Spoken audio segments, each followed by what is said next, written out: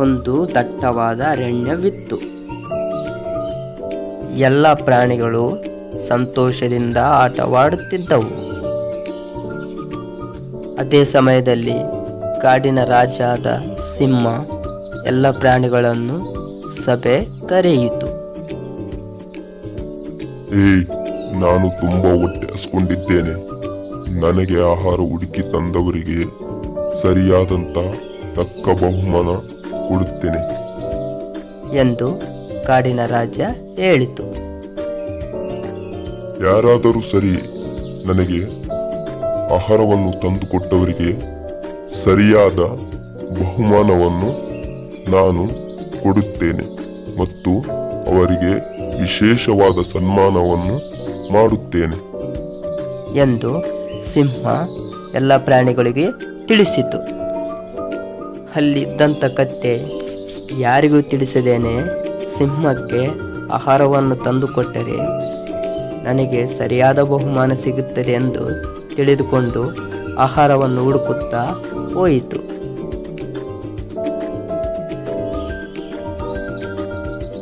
ಕತ್ತೆ ದಾರಿಯಲ್ಲಿ ಬರುತ್ತಿರುವಾಗ ಒಂದು ಗುಹೆ ಹತ್ತಿರ ನಿಂತಿರುವಂತಹ ನರಿಯನ್ನು ಕಂಡು ಆಶ್ಚರ್ಯವಾಯಿತು. ಆ ಸಣ್ಣ ಅಡವಿಯಲ್ಲಿ ನರಿಯು ಒಂದು ರಾಜನಂತೆ ತನ್ನ ಆಳ್ವಿಕೆಯನ್ನು ನಡೆಸುತ್ತಿರುತ್ತಾನೆ. ನಾನು ಇದೇ ಗತ್ತು ಗಾಂಭೀರ್ಯದಲ್ಲಿರಬೇಕು, ಇಲ್ಲಂದರೆ ನನಗೆ ಇವರೆಲ್ಲರೂ ಮಾತು ಕೇಳುವುದಿಲ್ಲ ಎಂದುಕೊಂಡು ನರಿ ಅದೇ ಗತ್ತಿನಿಂದ ವರ್ತಿಸುತ್ತಿತ್ತು. ನಮಸ್ತೆ ರಾಜ, ನಾನಿವತ್ತು ಏನನ್ನು ತರಲಿಲ್ಲ, ನನ್ನನ್ನು ಕ್ಷಮಿಸು ಎಂದು ಅಳಿಲು ಹೇಳಿ ಹೊರಟು ಹೋಯಿತು. ಬರ್ತಾ ಬರ್ತಾ ನನ್ನ ರಾಜ್ಯ ಮರ್ಯಾದೆ ಕಡಿಮೆ ಆಗುತ್ತಿದೆ, ನಾನು ಏನಾದರೂ ಮಾಡಲೇಬೇಕು ಎಂದುಕೊಂಡು ನರಿ ಒಂದು ಕುರಿ ಹತ್ರ ಹೋಗಿತು. ಯಾರಲ್ಲಿ? ನಾನು ಈ ಅಡವಿಯ ರಾಜ್ಯ ಬಂದಿದ್ದೇನೆ, ಹೊರಗೆ ಬನ್ನಿ ಎಂದು ಜೋರಾಗಿ ಕೂಗಿತು. ಕುರಿ ಮರಿಯೊಂದು ಬಂದಿತು. ಬಂದು ಹೀಗೆ ಹೇಳಿತು, ಯಾರು ನೀವು? ನನಗೆ ಗೊತ್ತಾಗ್ತಾ ಇಲ್ಲ ಎಂದು ಕುರಿಮರಿ ಕೇಳಿತು. ನಾನು ಈ ಕಾಡಿನ ರಾಜ್ಯ ಎಂದು ಗರ್ವದಿಂದ ಹೇಳಿತು. ಇದನ್ನೆಲ್ಲವನ್ನು ಕತ್ತೆ ದೂರದಿಂದ ನೋಡುತ್ತಾ ನರಿ ಮತ್ತೆ ಕುರಿ ಇರುವಂಥ ಸ್ಥಳಕ್ಕೆ ಬರುತ್ತದೆ. ಯಾರು ನೀನು? ಇಲ್ಲಿಗೇಕೆ ಬಂದಿರುವೆ ಎಂದು ನರಿ ಕೇಳುತ್ತದೆ. ನಾನು ದೊಡ್ಡ ಕಾಡಿನಿಂದ ಬಂದಿದ್ದೇನೆ. ಯಾಕೆ ಬಂದಿದ್ದೀಯಾ? ನಮ್ಮ ಕಾಡಿನ ರಾಜನಿಗೆ ಆಹಾರವನ್ನು ಕೊಟ್ಟರೆ ಅವನು ನಮಗೆ ಸನ್ಮಾನ ಮಾಡುತ್ತಾನೆ ಎಂದು ಅವನಿಗೆ ಆಹಾರ ಹುಡುಕುತ್ತಾ ಬಂದೆ.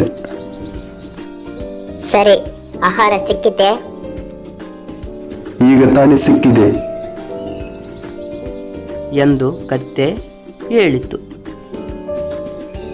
ಪಕ್ಷಿಗಳು ಇದನ್ನೆಲ್ಲ ಗಮನಿಸುತ್ತಿದ್ದವು. ಅವಕ್ಕೂ ಭಯವಾಯಿತು.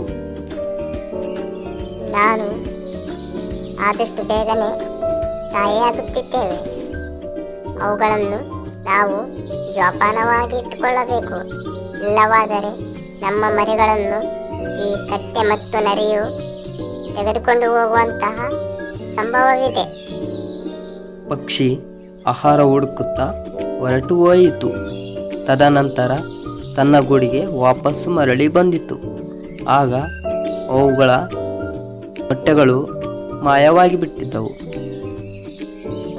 ಅಯ್ಯೋ ದೇವರೇ, ನನ್ನ ಮೊಟ್ಟೆಗಳು ಮಾಯವಾಗಿ ಬಿಟ್ಟಿವೆ. ಯಾರೋ ನನ್ನ ಮೊಟ್ಟೆಯನ್ನು ತೆಗೆದುಕೊಂಡು ಹೋಗಿದ್ದಾರೆ ಎಂದು ಅಳುತ್ತಾ ಕುಳಿತುಕೊಂಡಿದ್ದವು. ಅದೇ ದಿನ ಕರಡಿಯು ತನ್ನ ಮರಿಯೊಂದಿಗೆ ತನ್ನ ಗುಹೆಯಲ್ಲಿ ವಾಸ ಮಾಡುತ್ತಾ ಇತ್ತು ಮತ್ತು ತನ್ನ ಮರಿಯು ನಿದ್ದೆಯ ಸಮಯದಲ್ಲಿ ಕಳೆಯುತ್ತಿತ್ತು. ಆ ಸಮಯದಲ್ಲಿ ಯಾರೋ ಹೊರಗಡೆ ಕಿರಿಚಿದಂತಾಯಿತು. ಅಯ್ಯೋ ಕಾಪಾಡಿ, ಅಯ್ಯಯ್ಯೋ ಕಾಪಾಡಿ, ಯಾರಿಗೂ ನನ್ನ ಸಹಾಯದ ಅವಶ್ಯಕತೆ ಇದೆ. ಎಂದುಕೊಂಡು ಕರಡಿಯು ಅಲ್ಲಿಂದ ಓಡತೊಡಗಿತು ಮತ್ತು ಅವರನ್ನು ಹುಡುಕತೊಡಗಿತು. ಅಯ್ಯೋ, ಯಾರು ಕಾಣಿಸ್ತಾನೇ ಇಲ್ಲ. ನನ್ನ ಭ್ರಮೆ ಏನು? ಎಂದುಕೊಂಡು ಕರಡಿ ವಾಪಸ್ ಗುಹೆಗೆ ಹೊರಟಿತು.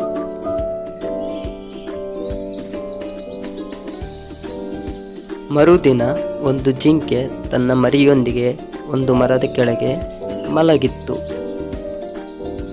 ಯಾಕೆ ಎಷ್ಟೊತ್ತಾದರೂ ನನ್ನ ಗಂಡ ಮನೆಗೆ ಬಂದಿಲ್ಲ? ಹೋಗಿ ನೋಡಿ ಬರೋಣ. ಅಷ್ಟರಲ್ಲೇ ಕತ್ತೆ ಜಿಂಕೆಯ ಮರಿಯ ಮೇಲೆ ದಾಳಿಯನ್ನು ಮಾಡುತ್ತದೆ. ಇದನ್ನೆಲ್ಲ ಕಾಡಿನ ರಾಜ್ಯ ತನ್ನ ಆಸ್ಥಾನದಿಂದ ನೋಡುತ್ತಾ ಇರುತ್ತಾನೆ. ಯಾಕೆ ಈ ಕತ್ತೆ ಜಿಂಕೆಯ ಮರಿಯ ಮೇಲೆ ದಾಳಿ ಮಾಡಿದೆ? ನಾನು ಇದನ್ನು ತಡೆಯಲೇಬೇಕು. ಎಂದುಕೊಂಡು ಕಾಡಿನ ರಾಜ ಅಲ್ಲಿಂದ ಕತ್ತೆಯನ್ನು ಹಿಡಿಯಲು ಬರುತ್ತಾನೆ. ಕತ್ತೆ, ಆ ಜಿಂಕೆಯ ಮರಿಯ ಮೇಲೆ ಏನು ಮಾಡುತ್ತಿದ್ದೀಯೆ?